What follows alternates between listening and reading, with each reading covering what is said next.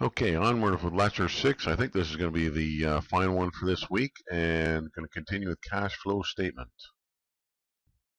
Now, the next two sections are a lot shorter than the cash from operating activities, because typically there isn't much during the course of the year on a company's activity. Okay, so basically when a company invests cash, they're buying long-term assets, and of course they're found on the balance sheet on the left-hand side underneath the current assets. So sticking with the sample I've been using, slide down to plant and equipment. From 2012 to 2013, the plant and equipment increased $130,000. Now, we don't talk about accumulated amortization because we already accounted for that in the amortization expense. And net plant and equipment, we don't worry about that either. It's a subtotal, but it's a useful subtotal because it's also known as the book value of the plant and equipment. So that's something to keep in mind. And here's the words to back that up. Okay, so we bought something, it's an asset, which means our cash went down. Remember, assets up, cash down. We don't worry about the accumulated appreciation, amortization, and of course the net plant and equipment is just a subtotal, same as total assets, that sort of thing.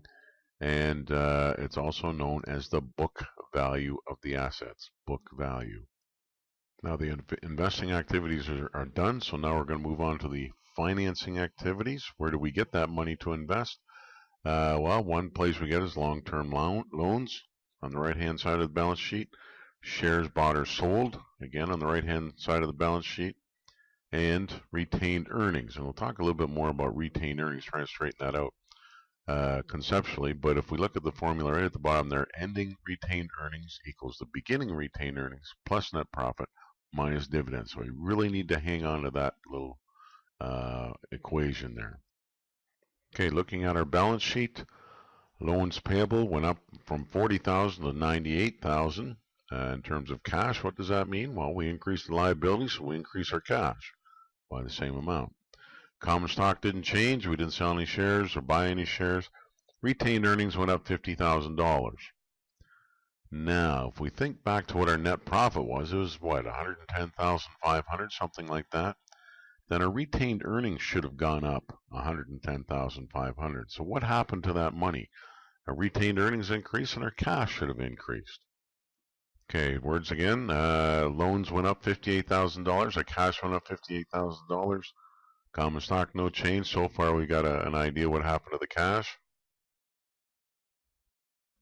Okay, now as already discussed, compare our retained earnings to the previous year, and it's only gone up 50,000. Should have gone up 110,500 if the company had kept all the profits, that is.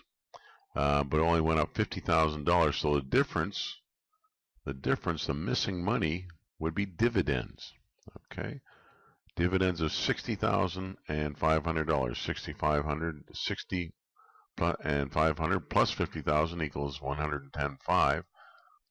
So that would be our dividends. Now we're paying money out, and right in the sentence we're saying, hey, money's coming out of our pocket. So it's a negative cash flow, money out, and it's in the financing activities.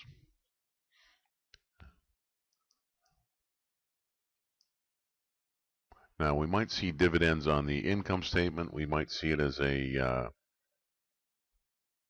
separate calculation if we have an actual statement of retained earnings, that 4-line thing we saw last last week. So that would be okay. We don't really show retained earnings on the cash flow statement. We only show dividends. And of course, if there's no, if the change in retained earnings equals a net profit, then we don't have to worry about dividends. Okay, so here's the bottom half of our cash flow statement.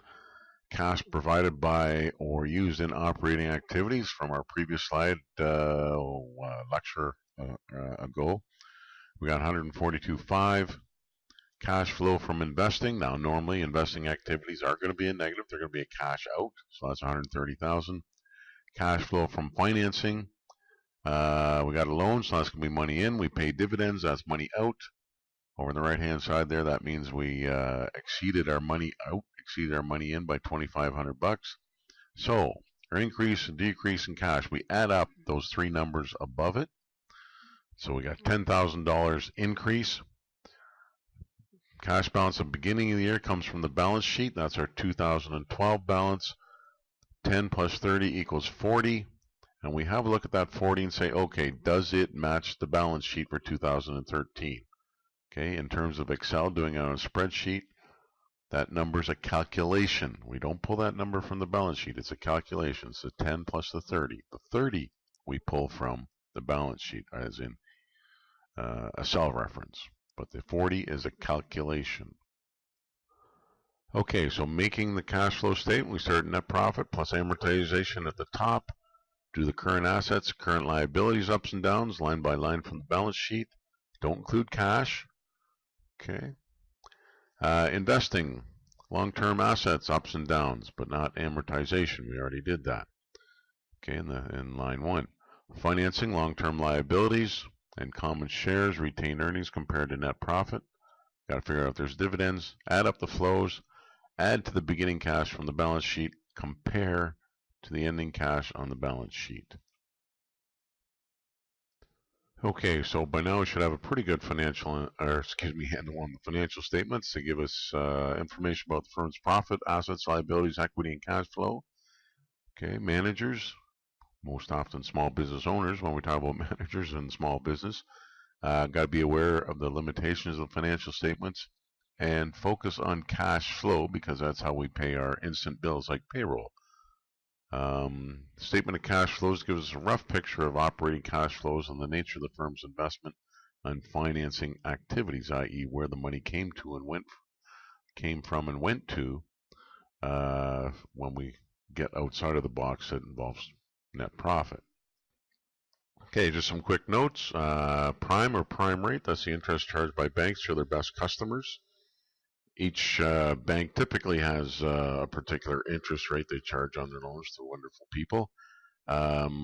You also hear in the news the Bank of Canada prime rate, which tends to be a lot lower than what the banks will lend you money for, or me for that instance. Usually thought of the no risk rate. Okay, so if the money's borrowed, then it's the thought that the person who's borrowing the money will pay the money back and there won't be hardly any risk of them defaulting. Okay, now when it comes to small business, loans are often quoted as prime plus 5, something like that. So if we're looking at, for instance, I'll say CIBC, their current rate to their best customer might be 2.75 right now. To a business, they'll loan it out at 7.75, something like that. So prime plus 5. The more riskier the loan, the higher the plus. Now, around the corner here from the school is a company called Easy Credit. They sell cars, and the idea is that anybody with a heartbeat can walk in and get a car. Okay. The problem is the interest rate on that is usually around 20%. Okay, so they will say, yeah, we'll lend you the money, but we see you as a high risk, so we're going to lend you 20%. The interesting thing is at the end of 5 years for a $10,000 car, because of the 20% interest rate, you will have wound up paying about $20,000 for a $10,000 car. They do that because they can still make money on the population at large, because even if one person out of 5 can't pay their loan, the company will still make money because they have fees and everything, application fees and all that stuff on top of the interest rate. So they're still making money, and they get the car back if the person doesn't pay the bill. So they make pretty good money on something like that. Okay, so capital investments are long-term, are also known as fixed investments or assets, as we know better. And for what we're doing in the course, loan from a shareholder, we're going to see that fairly often, is going to be treated as long-term debt. Okay, some more terms. Owners, people who have equity in the company, usually want to see a return on their investment.